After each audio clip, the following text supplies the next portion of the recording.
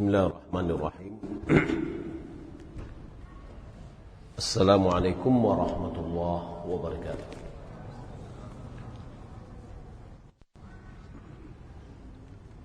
Innal hamdalillah nahmaduhu wa nasta'inuhu wa nastaghfiruh wa na'udzu billahi min shururi anfusina wa min sayyiati a'malina. Man yahdihillahu fala mudilla lahu wa man yudlil fala hadiya lahu.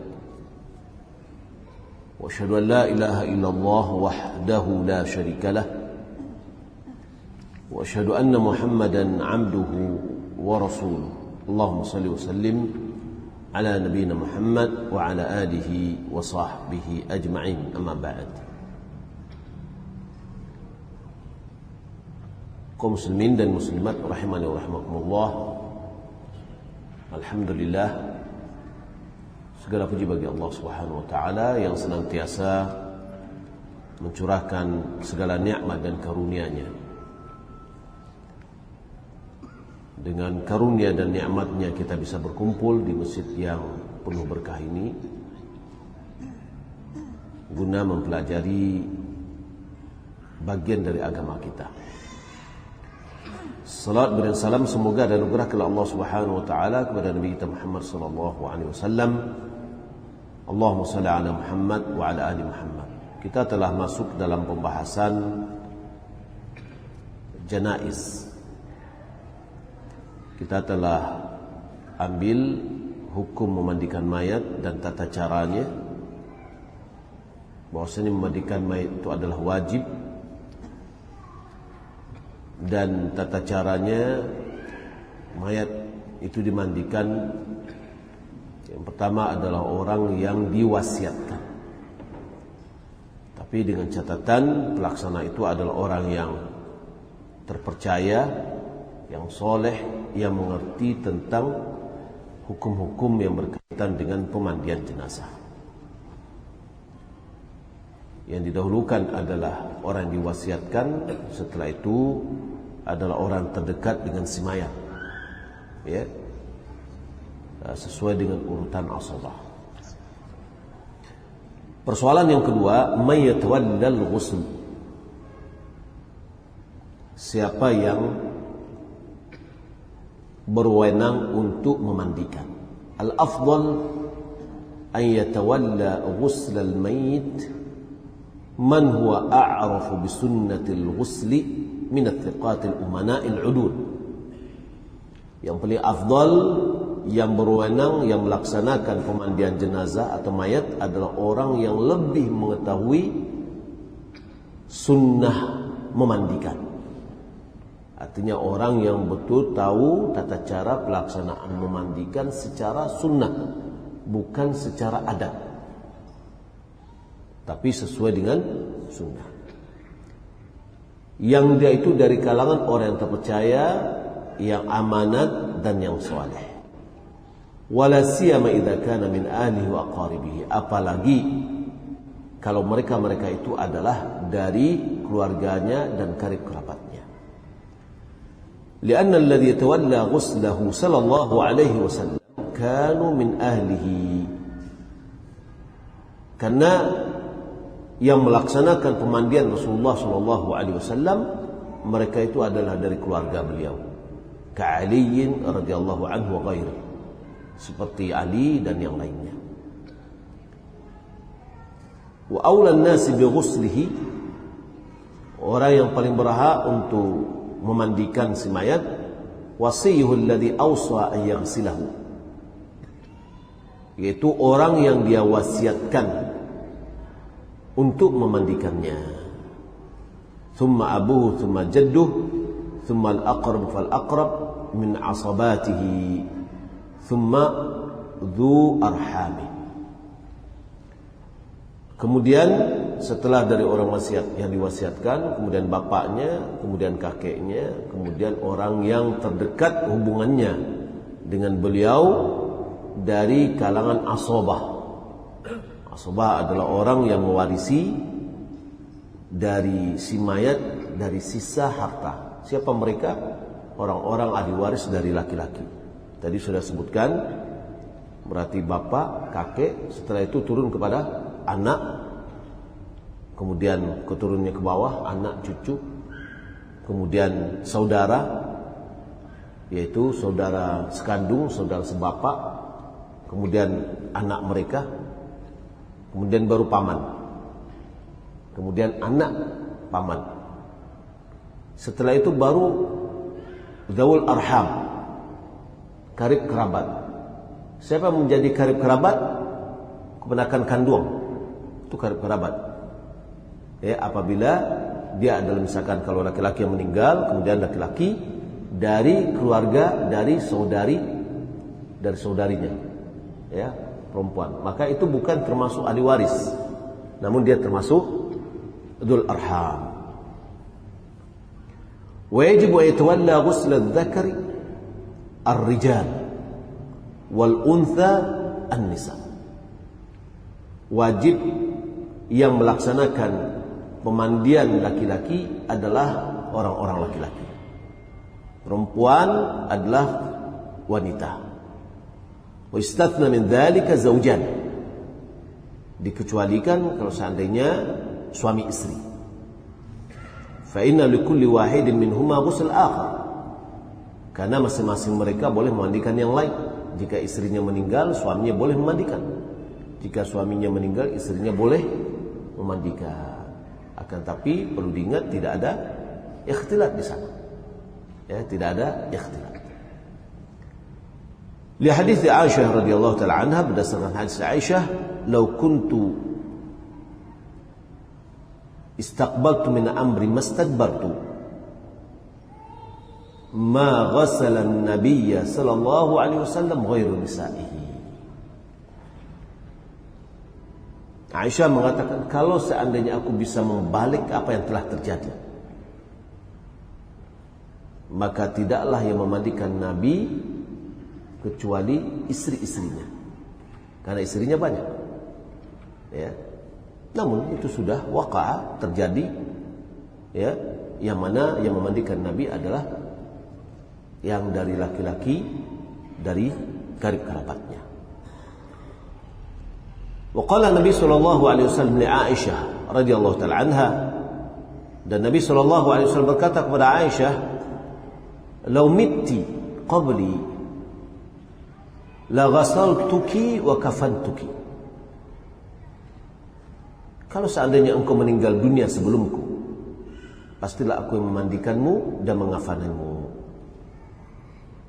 Wa ghasalat Asma' bintu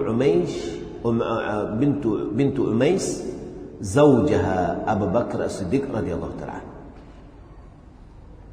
Asma' istrinya Abu Bakar Siddiq, yaitu Asma' bintu Umais, memandikan suaminya yaitu Abu Bakar ketika Abu Bakar meninggal dunia. Wala yughsalu syahidul ma'arakah. Orang yang mati syahid dalam peperangan tidak dimandikan. Karena Nabi sallallahu alaihi wasallam amara biqatla Uhud an yudfanu fi thiyabihim. Karena Nabi sallallahu alaihi wasallam memerintahkan untuk dilaksanakan orang-orang yang meninggal dunia dalam perang Uhud agar mereka an yudfanu fi thiyabihim, untuk dikuburkan dengan kain atau pakaian mereka. Walam yughsalu walam yusalla alaihim, mereka tidak dimandikan dan mereka tidak disolatkan. Wa kadzalika la yukaffan, tidak dikafani, ya, wala yusalla alaihi bal yudfanu bi thiyabihi kama fi al-hadits as-sabiq. Tidak dikafani, tidak disolatkan, malahan dia dikuburkan dengan kainnya, ya, pakaiannya, sebagaimana dalam hadis yang telah berlalu. Kenapa tidak dimandikan? Ya, biar darahnya itu tetap ada. Kenapa tidak disolatkan? Karena dosanya sudah diampuni.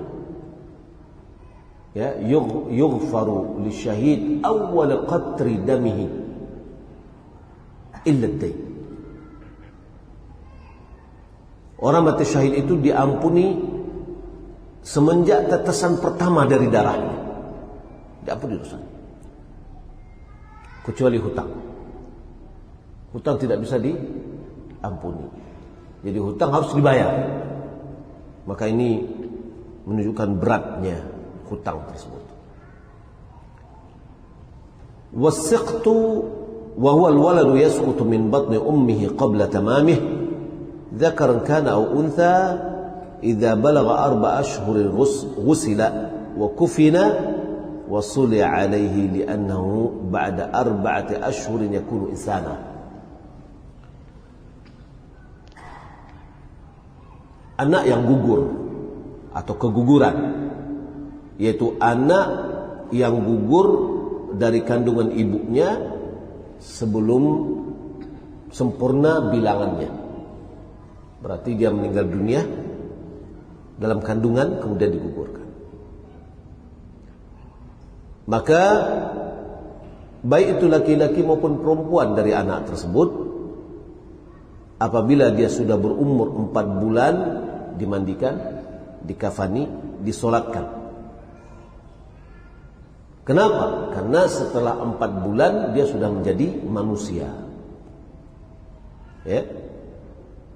Jadi apabila ada yang terjadi keguguran, yang meninggal, maka disolatkan, dimandikan, dikafani, disolatkan.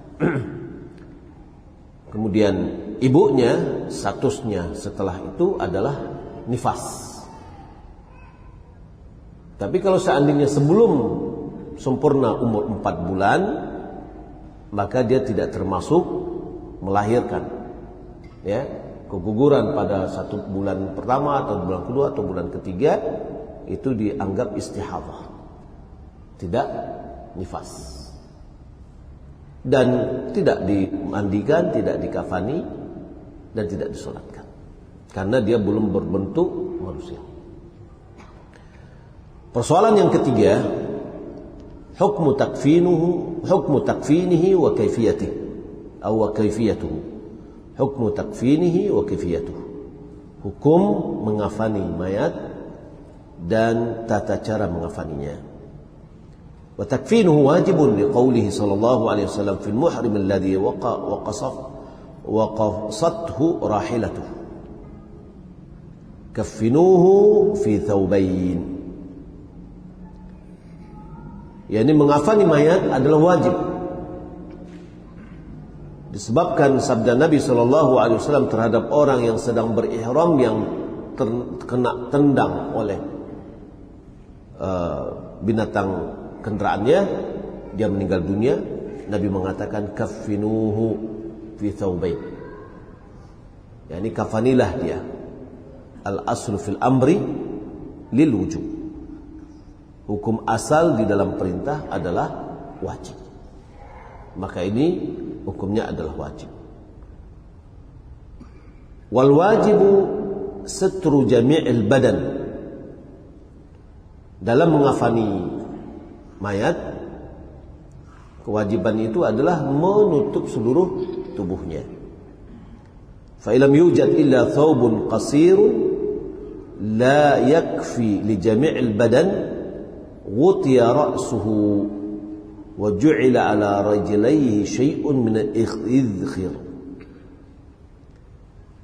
Kalau seandainya tidak ada kain kecuali adalah kain yang pendek yang tidak cukup menutup seluruh badannya, maka kain itu ditarik ke bagian atas menutup kepalanya, maka otomatis kakinya tersingkap. Maka dijadikanlah di kakinya adalah dari rumput. Kalau seandainya tidak ada kain, kalau insya Allah kita ada kain ya. Tapi ini yang terjadi pada Mus'ab bin Umair, orang yang ketika dahulu di Mekah adalah anak kesayangan orang tuanya, orang kaya raya, ya. Kemudian di perang Uhud dia meninggal, ya, dan kainnya tidak bisa menutup badannya.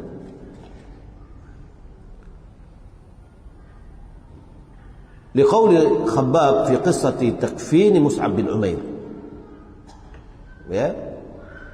Yaitu dalam kisah mengafani Mus'ab bin Umair radhiyallahu anhu, amarna an-nabiy sallallahu alaihi wasallam an nughatti ra'sahu. Nabi memerintahkan kami untuk menutup kepalanya. Wa an naj'ala ala rijlaihi min al-idkhir. Kami jadikan untuk menutup kedua kakinya adalah diambil dari rumput-rumput. Wala yughatta ra'sul muhrim adh-dhakar. Mayat yang status dia adalah sedang muhrim, yakni orang yang sedang berihram, yang laki-laki, tidak boleh ditutup kepalanya. Ya. Liqauli sallallahu alaihi wasallam, karena Nabi sallallahu alaihi wasallam bersabda, wala tukhammiru ra'sahu, jangan kalian tutup kepalanya. Ya, jadi si mayat yang sedang berihram meninggal dunia, atau seorang meninggal dunia sedang berihram, maka keadaan itu masih tetap di statusnya muhrim, sedang berihram. Dia tidak boleh dikasih wangi-wangian dan tidak boleh ditutup kepalanya, karena orang berihram tidak boleh ditutup kepalanya dan tidak boleh diberi wangi-wangian. Wa yakunu dzalika bi thawbin la yasfu bisyrata satiran. Pakaian atau kain yang menutup, kain yang kita pakai menjadi kafan itu hendaklah ya kain yang tidak membayangkan atau tidak tipis sehingga kelihatan kulitnya, tapi hendaklah satiran, menutup. Jadi kainnya kain yang tidak menembus kepada kulitnya. Wa yajibu an yakuna min malbusi mithlihi li'annahu la ijhafi 'ala al-mayyit wa la 'ala warathatihi. Maka wajib dipakaikan kepadanya kain yang senilai dengan kain yang biasa dia pakai. Artinya di sini tidak ada pembebanan terhadap mayat dan tidak juga kepada ahli warisnya. Biaya untuk pelaksanaan kafan ini diambil dari uang si mayat. Jika si mayat tidak punya uang, diambil dari uang keluarganya. Maka jangan pakai kain yang melebihi dari kain yang biasa dia pakai, ya, nilainya. Wasunnatu takfinu rajuli fi thalathi lafaif bidun min qatn. Sunnah di dalam mengafani laki-laki adalah dikafani dalam 3 lembar kain. Kain yang putih yang terbuat dari qatun, yaitu katun. Ya. Tabsutu ala ba'dha, lalu dibentangkanlah. Jadi pertama dibentangkan, ya, misalkan ini dibentangkan, kemudian kita bentangkan lagi, ya, kemudian bentangkan lagi, menjadi 3 lapis. Ya, baik. Wa yudhu 'alaiha mustalqiyan. Mayat tadi diletakkan di atas dengan telentang, ya, di atasnya. Summa yuradu tarfal ulya ila janib al-aysar ala syaqq al-ayman. Lalu bagian kain yang di atas dari yang kiri dia, berarti kalau mayat ke kanan kita, dari kiri dia kita lipatkan, kita tarik ke kanan, ya. Kemudian yang kanan ditarik ke kiri. Itu lapisan pertama. Kemudian lapisan kedua begitu juga. Yang kiri ke kanan, yang kanan ke kiri. Lapisan yang ketiga yang terakhir. Yang kanan, yang kiri ke kanan, yang kanan ke kiri. Ya. Thumma taraf al-ayman ala aysar, thumma thani, wa thumma thalith. Thumma yaj'al zaid 'inda ra'sihi, thumma yu'aqad. Lalu yang lebih dari kepalanya ya dikumpulkan, lalu di semacam dibuhul. Ya. Di sini ujungnya berlebih begini, lalu dipatahkan gini. Ya. Jadi yang ini ujungnya dipatahkan gitu. Yuqad. Falau kana zaid akthar ja'ala 'inda qadamayhi kadzalika wa yuqad. Kalau seandainya lebihnya banyak, maka di kakinya juga seperti itu. Ya, biasanya kalau kita kan buat sudah ada ukuran lebih di kepala, lebih di kaki. Maka setelah kita melipatnya seperti tadi, ya, lalu yang di atas dikumpulkan, kemudian dilipat, ya, dilipat ujungnya depan, di atas, di kepala dan di kakinya dilipat. Fa inna dzalika athbata lil kafan. Karena kondisi yang seperti itu lebih menguatkan terhadap kain kafan. Liqauli Aisyah radhiyallahu ta'ala anha, kufina Rasulullah sallallahu alaihi wasallam fi thalathati athwabin bidin suhuliyah jududun yamaniyah wa laysa fiha qamisun wala imamah udrija fiha idrajan. Aisyah mengatakan, menceritakan kafannya Nabi, bahwa Rasulullah SAW dikafani di 3 lembar kain yang berwarna putih.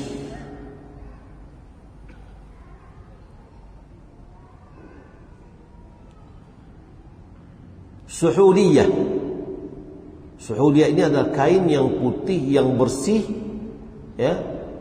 Dan ini tidak akan mungkin terjadi kecuali di kain yang terbuat dari katun. Dan Suhuliyah ini adalah nisbat kepada satu kampung dari Yaman. Berarti itu adalah produksi tenunan dari Yaman. Ya. Laisa fiha qamisun wala imamah. Tidak dipakaikan baju dan tidak juga ada imamah serban. Nah, saya melihat di sebagian tempat di Padang ini dibuatkan baju, ya, dilipat 2, kemudian ya seperti ini untuk yang laki-lakinya. Nah, di sini lalu dipotong di sini, masukkan ke dalam lehernya. Itu baju namanya, qamis. Nabi aja nggak pakai qamis, tidak pakaiin baju, tidak dipakaikan, di atas kepalanya taruh dalam bentuk seperti serban. Ya, Nabi tidak dipakaikan serban. Ya, jadi pada suatu tahun, kalau tidak salah itu adalah di kayaknya 2006, ketika saya tinggal di komplek Pemda, awal-awal datang di Padang, dan itu adalah awal bagi saya untuk mengikuti penyelenggaraan jenazah. Karena dari 2005 saya pulang dari Arab Saudi, ada seorang tokoh yang meninggal dunia. Ya. Lalu kita nunggu orang siapa nih. Kalau saya, karena ini adalah pertama, balik-balik ke rumah cari lihat buku kemana ya, hukum janaiz. Kita harus lihat bukunya. Datanglah seorang ustadz yang biasa ngisi kajian di Muhajirin, ya, untuk ibu-ibu majlis taklim. Dia bilang, ibu istri dari yang meninggal, dia bilang, ya Pak Ustaz tolonglah dimandikan. Oh iya, ambo panggil kawan bo dulu. Itu kurang lebih mungkin hampir jam 10 lah. Ya, ditunggu nggak datang dia. Ya, sudah jam 11. Akhirnya saya sampaikan ke ibu, dan ibu juga minta saya, ayo Ustaz, kita anu aja lah, kita laksanakan. Ada orang pandai, ada tidak pandai mencabian kafan. Apa cabian kafan? Ya, karena kita nggak tahu nih. Di situ memang ada konflik antara syar'i dengan adat. Ya. Nah, ketika saya melihat, saya awasi untuk pembuatan kafan, persiapan kafan, mereka buat adanya jubahnya atau komisnya, ada serbannya. Saya bilang pada saat itu, Pak, sunnahnya tidak pakai serban. Apa kata Bapak waktu itu yang di situ? Begini kebiasaan kita. Ya, karena nggak mungkin kita berdebat pada di hadapan jenazah, gitu ya. Artinya dalam kondisi yang seperti itu, ya sudah. Nah, dari situ kita melihat bahwasanya sering terjadi pelaksanaan jenazah ini adalah kembali kepada adat istiadat. Sementara Nabi SAW sudah memberikan, malahan awal manusia lahir di dunia sudah ditetapkan apa yang harus dilakukan, sunnah-sunnahnya. Nah, begitu juga akhir manusia berada di dunia, ya, juga sudah ditentukan dan diajarkan oleh Nabi SAW. Maka tentu orang yang berbahagia adalah orang yang mengikuti sunnah Rasulullah SAW. Faudrija fiha idrajan, lalu mulailah digulung lah, ya. Waliqauli sallallahu alaihi wasallam, albisu min thiyabikum albayad, atau ilbasu min thiyabikum albayad, fa innaha min khair thiyabikum wa kaffinu fiha mautakum. Pakailah dari pakaian kalian itu yang berwarna putih. Sesungguhnya dia adalah sebaik-baik pakaian kalian. Dan kafanilah mayat-mayat kalian dengan kain yang putih. Wal untha, sementara jenazah wanita adalah khamsatu athwabin min qutnin izarin wa khimarin wa qamisin wa lifafataini. Terdiri dari 5. Yang 5 itu ya, 5 lembar kain dari katun juga, putih. Yang pertama izar. Izar itu bagian dari pinggang ke bawah, ya. Kemudian yang kedua qamis. Qamis yaitu yang dipakaikan kepadanya. Yang ketiga khimar, yang mengkerudungkan kepalanya, ya. Kemudian 2 lembar kain yang untuk menggulungnya. Kalau laki-laki 3 langsung menggulungnya. Tapi kalau perempuan enggak, 5, 3 untuk bagian dari pakaian, dan 2 adalah untuk penggulungannya. Wasabi fi thawbin wahid, anak kecil di 1 lembar kain. Wa yubah fi thalath, dan boleh dengan 3 lembar kain. Was-saghir fi qamisin wa lifataini, dan anak kecil, sobi, anak bayi. Was-saghirah, anak perempuan, ya, anak perempuan yang kecil, fi qamisin, dengan pakaian atau jubah, ya, dan 2 lembar kain yang dilipat. Jadi dibedakan antara yang laki-laki dengan yang perempuan. Ya, sobi itu maksudnya adalah anak laki-laki, ya. As-saghira adalah anak perempuan yang kecil. Baik.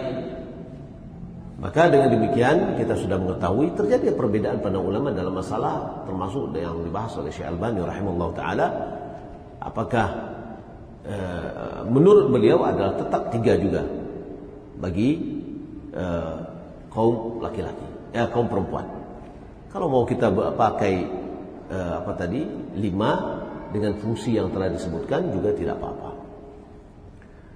Persoalan yang keempat, as-salatu 'alal mayyit wa hukmuha wa dalilu dzalik. Persoalan yang keempat itu adalah menyolatkan jenazah mayit. Hukum solatnya dan argumentasi atas hukum tersebut atau argumentasi terhadap solat tersebut. As-salatu 'alal mayyit fardu kifayah. Menyolatkan jenazah hukumnya adalah fardu kifayah. Apa maksud fardu kifayah? Idza fa'alaha al-ba'du saqata al-ithmu 'anil baqi. Apabila ada sebagian dari yang melaksanakan, solatkan oleh 3 orang, 4 orang, sudah cukup. Maka gugurlah dosa bagi yang lain yang tidak menghadiri. Tapi kalau seandainya tidak ada sama sekali yang mengerjakan solat, berdosa semuanya.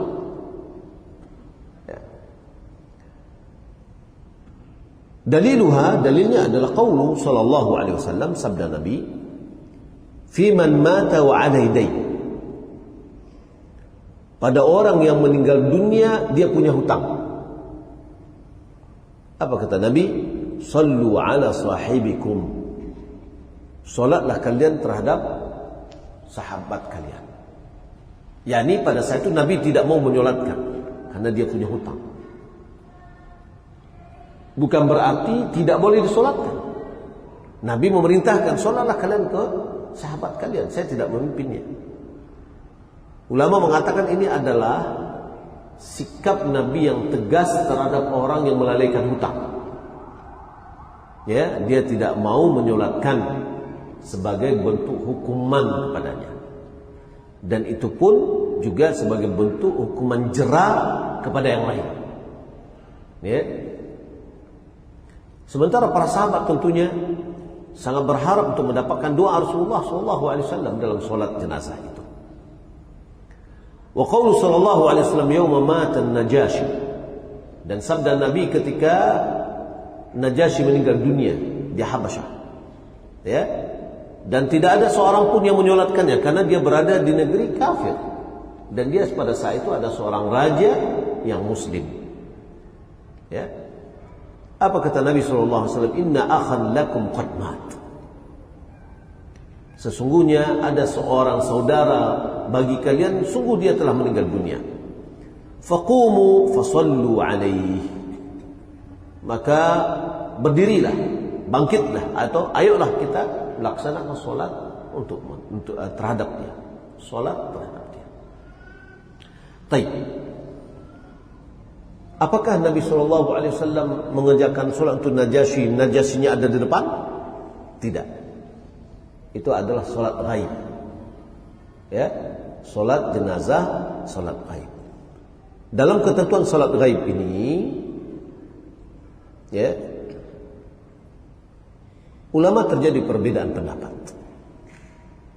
Apakah boleh kita menyolatkan solat ghaib untuk siapapun yang meninggal dunia? Atau ada ketentuannya? Pendapat yang terkuat adalah solat ghaib dilaksanakan apabila diketahui bahwa jenazah muslim itu belum disolatkan. Ya, seperti yang terjadi pada Najashi. Tidak pada setiap yang meninggal dunia. Sebab para sahabat ada yang meninggal dunia di luar Madinah. Sebagaimana saya sebutkan tadi, bahwasanya para sahabat sangat berharap untuk mendapatkan doa dari Rasulullah. Dan Rasulullah sangat sayang kepada umatnya, apalagi para sahabatnya.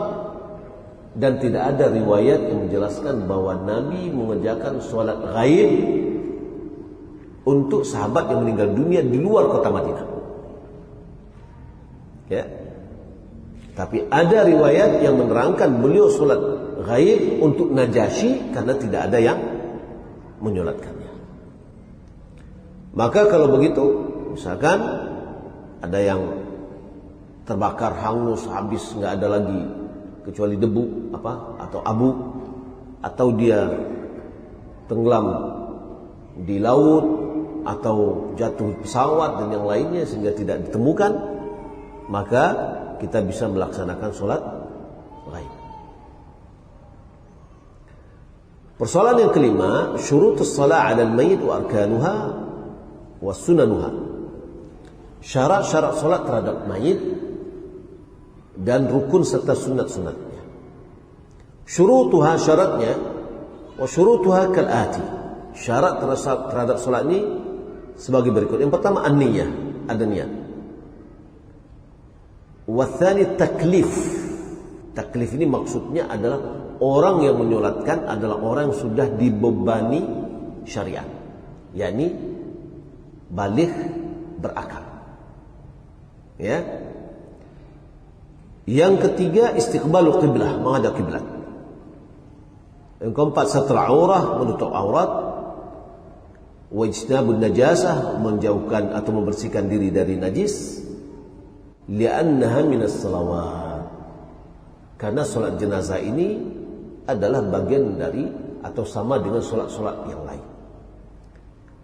Wa hudurul mayit baina yadil musalli in kana bil balad. Ya, menghadiri mayat, ya, menghadirkan mayat di hadapan orang yang salat jika hal itu di negeri tersebut. Wa islamul musalli wal musalla alaih. Islamnya orang yang menyolatkan dan orang yang disolatkan.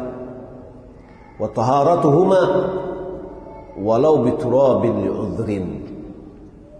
Dan mereka keduanya, orang yang solat dan disolatkan, sama-sama suci. Orang yang solat sucinya dengan apa? Orang yang solat dengan berwudu. Jenazah sucinya dengan dimandikan. Ya, dimandikan. Taib. Jadi di dalam kita sholat, misalnya menyolatkan jenazah, harus ada jenazah di hadapan kita. Maka kalau seandainya misalkan ada di Lubuk Buaya orang meninggal dunia, maka tidak boleh sholat di sini dengan sholat ghaib. Ya, sholatnya adalah sholat hadir. Tapi kalau bagaimana kalau seandainya dia sudah dikuburkan? Bolehkah kita sholat di atas kuburannya? Dia sudah dikuburkan? Boleh. Ya, walaupun ba'dal hid, walaupun dengan waktu yang panjang. Ya, jadi sebenarnya menunggu anak saudara yang datang dari tempat jauh baru dikuburkan, ya, itu tidak sesuai dengan sunnah. Kalau yang dia kejar itu menyolatkan jenazah, walaupun dikuburkan, ya, masih bisa disolatkan. Sudah dikuburkan tapi tetap disolatkan di atas kuburannya. Taib. Arkanuha, rukun dari solat itu, wa arkanuha katali. Rukun, kalau tadi syarat harus terpenuhi sebelum kita melaksanakan solat. Adapun rukun adalah bentuk solat itu sendiri.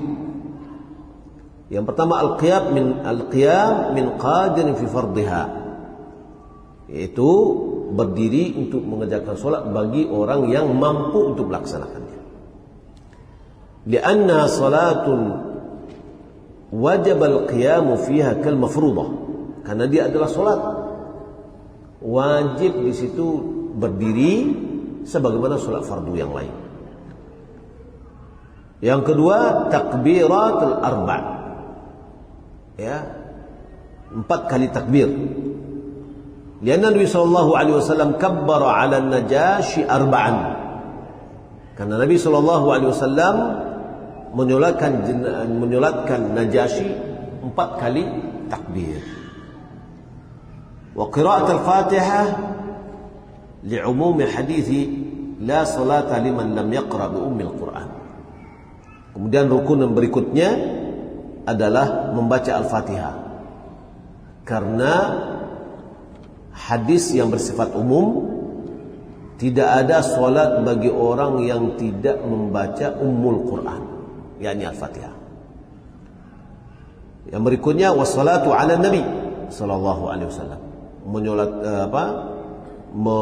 Bersalat kepada Nabi, buat doa lil mayyit, dan doa untuk si mayat. Liqauli sallallahu alaihi wasallam, "Idza shallaitum 'alal mayyit fa akhlisu lahu du'a." Karena Nabi sallallahu alaihi wasallam mengatakan, apabila kalian menyolati mayat, maka murnikan doa untuknya. Ya, yakni kita ikhlaskan, betul-betul kita seriuskan doa. Wassalam, dan yang terakhir adalah salam. Ya, takbir berarti yang pertama takbiratul ihram, kemudian takbir yang kedua untuk selawat, takbir yang ketiga untuk doa untuk semayat, takbir keempat dan salam. Ya. Berdasarkan hadis Nabi sallallahu alaihi wasallam yang umum atau keumuman hadis, wa tahliluhat taslim, penghalalan dari salat itu adalah salam. Kemudian wa tartib bainal arkan fala yuqaddimu ruknan 'alal akhar, dan tertib berurut, maka tidak boleh ada rukun yang belakang dikedepankan. Ya, Al-Fatihahnya salawat dulu kemudian Al-Fatihah, enggak. Tapi Al-Fatihah dulu kemudian baru salawat. Taib. Wasunnanuha, sunnat-sunnat dalam salat ini. Wa min sunaniha, di antara sunat-sunatnya, raf'ul yadaini ma'a kulli takbiratin, mengangkat kedua tangan pada setiap takbir. Wal isti'adzatu qabla al-qira'ah, dan membaca ta'awudz sebelum kita membaca Al-Fatihah. Wa yad'a li nafsihi wa lil muslimin, dan mendoakan untuk dirinya dan kaum muslimin. Itu doa yang setelah takbir keempat. Hukumnya sunat. Ya. Wal israr bil qira'ah, ya ini baca dengan disirkan. Jadi kalau kita lihat di Makkah dan Madinah, itu setelah takbir yang keempat itu pendek. Ya, bagi siapa yang membaca doa silakan, kalau tidak silakan. Hukumnya adalah sunat. Yang rukun tadi adalah Al-Fatihah, salawat, dan doa untuk si mayit. Taib. Karena kita sudah sholat, di dalam sholat kita sudah berdoa, dan sholat itu sendiri artinya adalah doa, ya, maka tidak ada lagi doa setelah sholat. Ya, tidak ada lagi doa setelah sholat, karena kita sudah mendoakannya dalam sholat. Malah doa yang terbaik adalah di dalam sholat. Ya. Taib. Setelah ini kita akan sambung topik yang mungkin kita tambahkan pada malam ini, yaitu tentang bacaan di dalam sholat ini. Wallahu ta'ala alam. Sallallahu Muhammad wa ala alihi wa sahbihi ajma'in. Wassalamualaikum warahmatullahi wabarakatuh. Bismillahirrahmanirrahim. Assalamualaikum warahmatullahi wabarakatuh. Alhamdulillahirabbil alamin, wassalatu wassalamu ala asyrafil anbiya'i wal mursalin wa ala alihi wa sahbihi ajma'in. Amma ba'd. Kita masuk ke dalam persoalan yang keenam, waktu salati 'alal mayyit wa fadluha wa kaifiyatuha. Waktu melaksanakan salat terhadap mayat, keutamaan serta tata caranya. Yang pertama waktunya. Waktu salat 'alal mayyit yabda' ba'da taghsilihi wa takfinihi.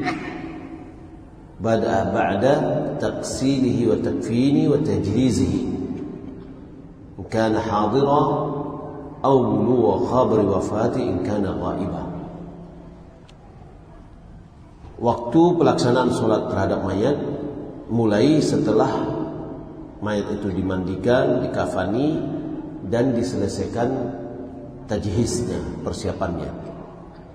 Jika seandainya mayat itu ada, hadir, yakni ada. Kalau seandainya mayatnya tidak ada, seperti berita Najasyi tadi, yaitu dilaksanakan sholat ketika berita wafatnya datang. Ada salah seorang muslim berada di daerah kafir yang tidak ada pelaksanaan di sana, datang berita langsung dilaksanakan pada waktu dapatnya berita tentang kematiannya. Yang kedua, keutamaan salat jenazah. Qala sallallahu alaihi wasallam, man syahida al-janazata hatta yusalla 'alaiha falahu qirat. Wa man syahidaha hatta tudfan falahu qiratan. Qila wa mal qiratan? Qal mithla jabalainil 'azimaini. Siapa yang menghadiri jenazah sampai disolatkan, maka dia mendapatkan 1 qirat. Siapa yang menghadirinya sampai dikuburkan, berarti disolatkan, dikuburkan, maka dia mendapatkan 2 qirat. Lalu ada yang bertanya, apa ukuran 2 qirat itu? Nabi mengatakan seperti 2 gunung yang besar. Ya, seperti 2 gunung yang besar. Maka pahalanya besar. Ya. Tata cara pelaksanaannya, kaifiyatuha, yaqumul imamu wal munfarid 'inda ra'si ar-rajul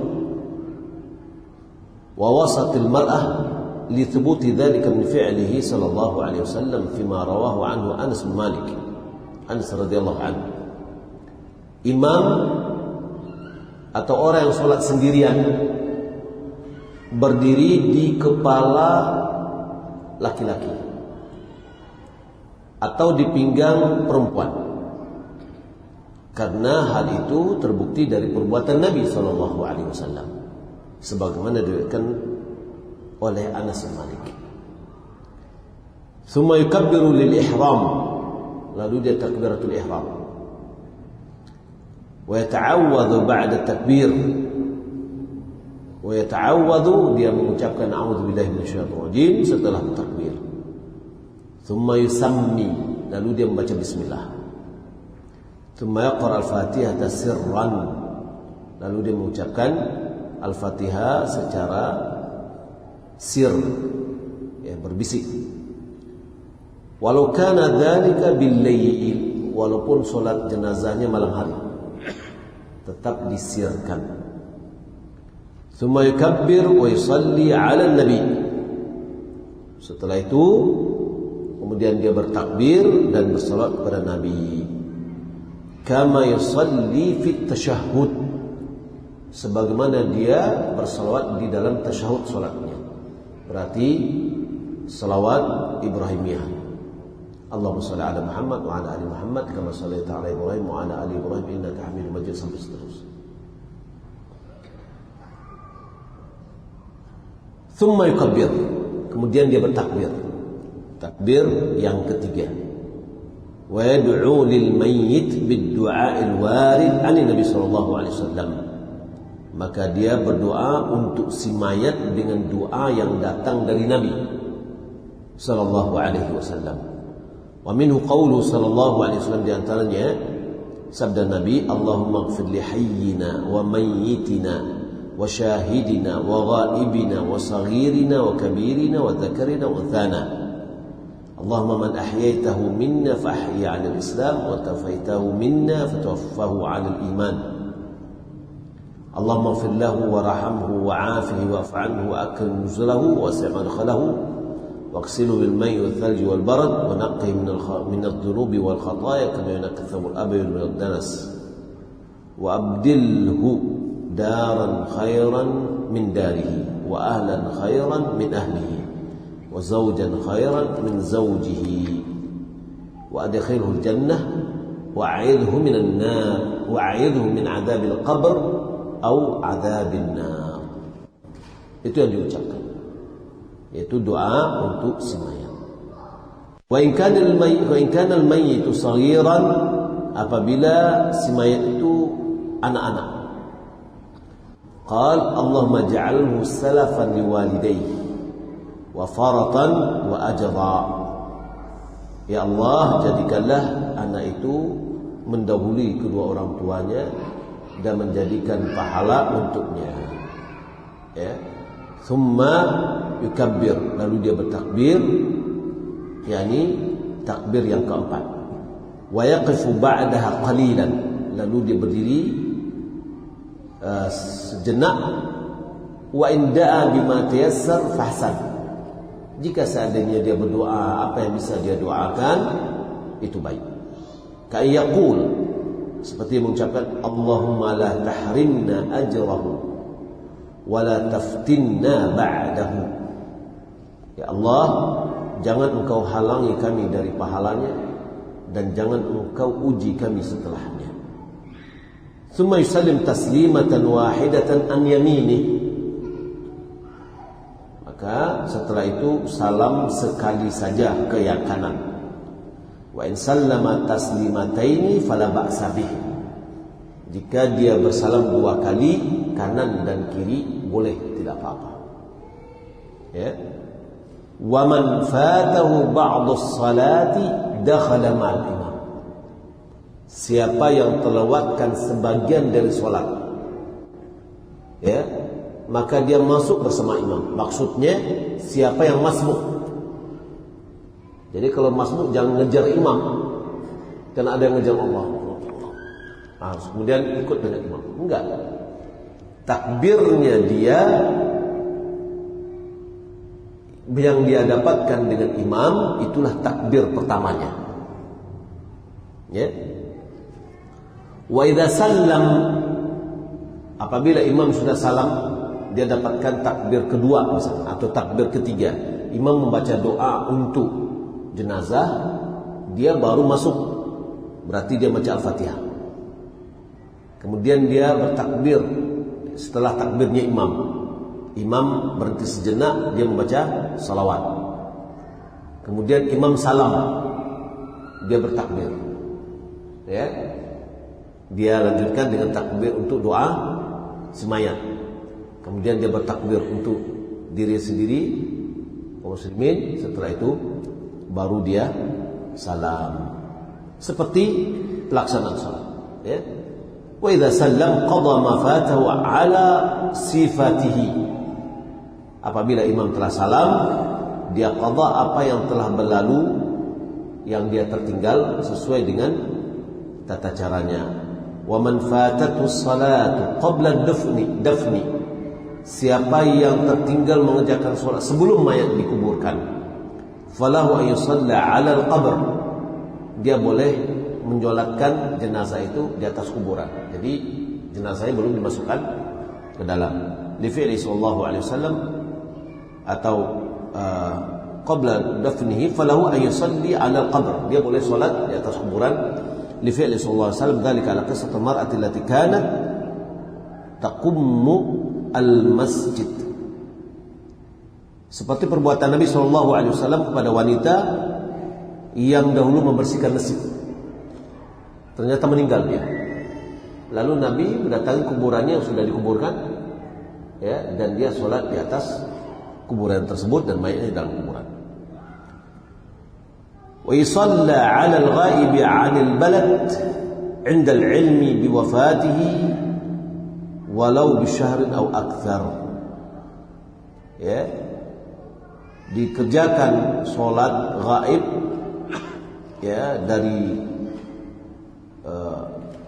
tempat dia tinggal ketika dia mendapatkan informasi akan wafatnya, walaupun 1 bulan telah berlalu atau lebih. Wa yusalla 'ala as-saqti idza tamma lahu 14 ashhur fa akthar, dan dikerjakan salat pada anak yang gugur apabila dia berumur 4 bulan atau lebih.